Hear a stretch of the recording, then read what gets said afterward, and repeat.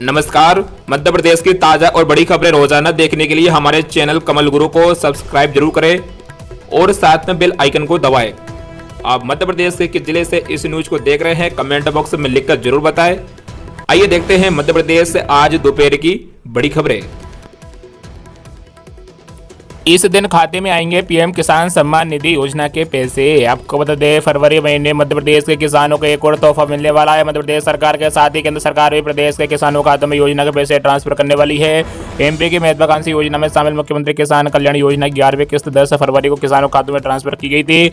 अब central government की PM किसान सम्मान निधि योजना 19वीं किस्त पात्र किसानों के खातों में भेजी जाएगी। इसका फायदा एमपी के 81 लाख किसानों को मिलेगा। मध्य प्रदेश समेत पूरे भारत के किसानों के लिए चलाई जा रही जन कल्याणकारी योजनाओं में शामिल पीएम किसान सम्मान निधि योजना केंद्र सरकार की लोकप्रिय योजनाओं में शुमार है। इस योजना से मध्य प्रदेश के लाखों किसानों को सालाना 6,000 रुपए की आर्थिक सहायता मिलती है। 3 किस्तों में मिलने वाली राशि 4 महीने के अंतराल पर पात्र किसानों के खातों में डायरेक्ट आ जाती है। अभी तक किसानों को 18 किस्त जारी की जा चुकी है। अब 19वीं किस्त को लेकर बड़ा अपडेट सामने आया है। 24 फरवरी को एमपी सहित देश भर के किसानों के खातों में 19वीं किस्त ट्रांसफर की जाएगी। बता दें, इस महत्वाकांक्षी योजना की शुरुआत 1 फरवरी 2019 में केंद्र सरकार ने अंतरिम बजट के दौरान की थी।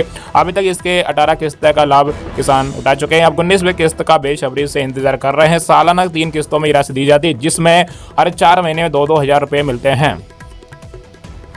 सूर्य घर मुफ्त बिजली योजना के 1 साल 8.5 लाख में से 3,80,000 का बिजली बिल शून्य। आपको बता दें, देश में करीब 8,40,864 घर पीएम सूर्य घर मुफ्त बिजली योजना से जुड़ चुके हैं। सरकार का मकसद है 1 करोड़ घरों को इस योजना से जुड़ना है और 300 यूनिट तक मुफ्त बिजली मुहैया कराना है।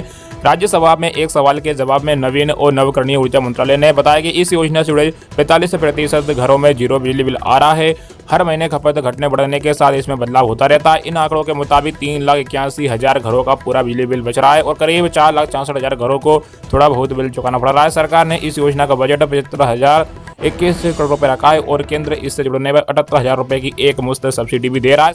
सरकारी आंकड़ों के अनुसार अक्टूबर 2025 तक 20 लाख घरों को योजना से जोड़ना है। मार्च 2027 तक 1 करोड़ घरों का लक्ष्य है।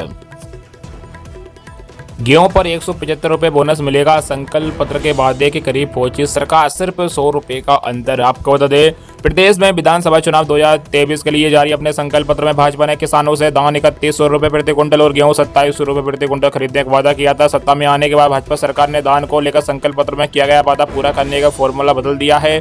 सरकार ने तय किया किसानों से धान 3100 रुपए प्रति क्विंटल खरीदने के स्थान पर 2,000 रुपए प्रति हेक्टेयर बोनस दिया जाएगा। गेहूं की बात करें तो सरकार संकल्प पत्र में किए गए वादे को पूरा करने के नजदीक पहुंच गई है। सीएम डॉक्टर मोहन यादव ने सोमवार को देवास जिले के में गेहूं 2600 रुपए प्रति क्विंटल खरीदने का ऐलान किया है। केंद्र सरकार ने इस साल गेहूं का एमएसपी 2425 रुपए निर्धारित किया है। सीएम की घोषणा को पूरा करने के लिए अब किसानों को प्रति क्विंटल 175 रुपए बोनस दिया जाएगा। सरकार ने जनवरी में गेहूं खरीदी पर 125 रुपए बोनस देने की बात कही थी। भाजपा ने संकल्प पत्र में 2700 रुपए क्विंटल गेहूं खरीदने का वादा किया था। मुख्यमंत्री ने 2600 रुपए प्रति क्विंटल गेहूं खरीदने की घोषणा की। इस तरह सरकार के वादे और खरीदी के बीच सिर्फ 100 रुपए का अंतर है।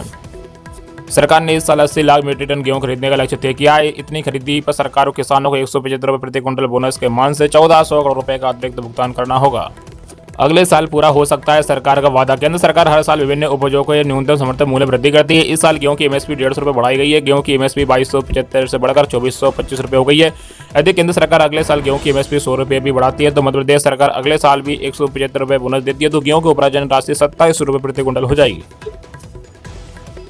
248 पदों पर होगी अभिकारी आरक्षक भर्ती। 15 फरवरी से आवेदन शुरू। आपको बता दें, मध्य प्रदेश कर्मचारी चयन मंडल ने अभिकारी आरक्षक की सीधी और बैकलॉग पदों के लिए रूल बुक जारी कर दी है। 253 पदों में से 248 सीधी भर्ती और 5 बैकलॉग के हैं। ओबीसी आरक्षण विवाद के कारण 87 पद मुख्य भाग में रखे गए हैं, जबकि 36 प्राप्त के पदों पर नियुक्ति होगी। परीक्षा 5 जुलाई 2025 से 2 शिफ्ट में होगी। आवेदन 15 फरवरी से 1 मार्च तक स्वीकार होंगे, जिसके फीस 500 रुपए तय की गई है। अनारक्षित वर्ग की महिला को अधिकतम आयु सीमा 5 वर्ष की छूट मिली है। भर्ती में फिजिकल टेस्ट नहीं होगा।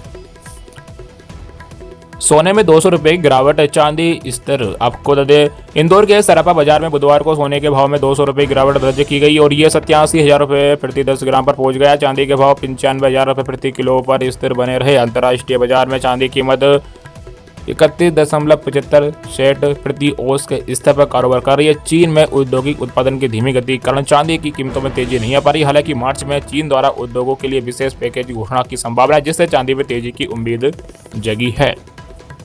दिल्ली मुंबई हाईवे पर ट्रक में घुसी बस, 3 की मौत। महाकुंभ से कोटा होते हुए एमपी लौट रहे थे श्रद्धालु। आपको बता दें, दिल्ली मुंबई 8 लेन एक्सप्रेस वे पर श्रद्धालु से भरी तेज रफ्तार बस खड़े ट्रक में जा घुसे। इस हादसे में पति पत्नी सहित 3 श्रद्धालु की मौत हो गई, जबकि 2 की हालत गंभीर है। घायलों कोटा के एमबीबीएस हॉस्पिटल में भर्ती कराया गया। श्रद्धालु महाकुंभ से मंदसौर लौट रहे थे। हादसा गुरुवार सुबह सिमलिया कोटा इलाके के कराड़िया के पास हुआ।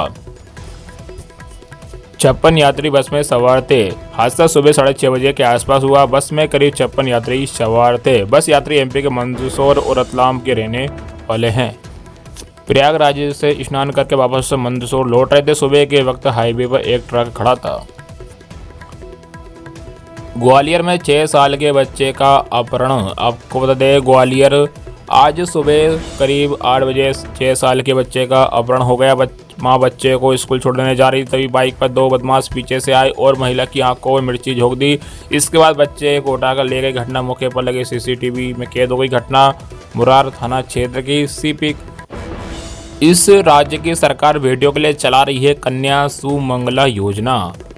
कैसे उठा सकते हैं लाभ? आपको बता दें, देश में लड़कियों को आर्थिक रूप से मजबूत करने के लिए कई राज्यों में सरकारों के द्वारा कई योजना चलाई जा रही है। ऐसी ही एक योजना जिसमें लड़कियों को 25,000 रुपये की वित्तीय सहायता दी जा रही है।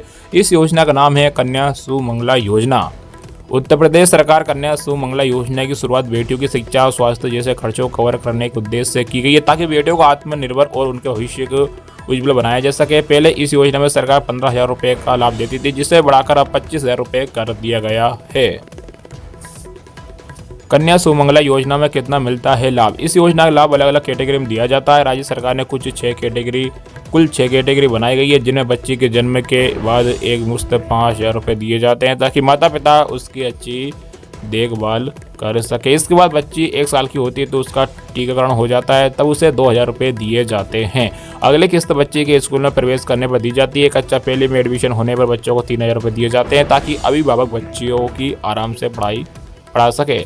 चौथी किस्त तब दी जाती है जब बच्ची कच्चा 6वीं में प्रवेश करती है, उस वक्त 3,000 रुपये दिए जाते हैं। इसके बाद कच्चा 9वीं में प्रवेश करने पर योजना की 5वीं किस्त के रूप में 5,000 रुपये देती है। आखिरी और 6ठी किस्त बच्चों को 7,000 रुपये स्कूल में उत्तीर्ण होने के बाद दिए जाते हैं। स्कूल की पढ़ाई खत्म करने के बाद यूपी सरकार द्वारा बेटियों को लाभ देने के लिए कई योजनाएं चलाई जा रही है। इस योजना के लिए बच्चे के माता पिता या अभिभावक की कुल आय 3 लाख रुपये तक होनी चाहिए।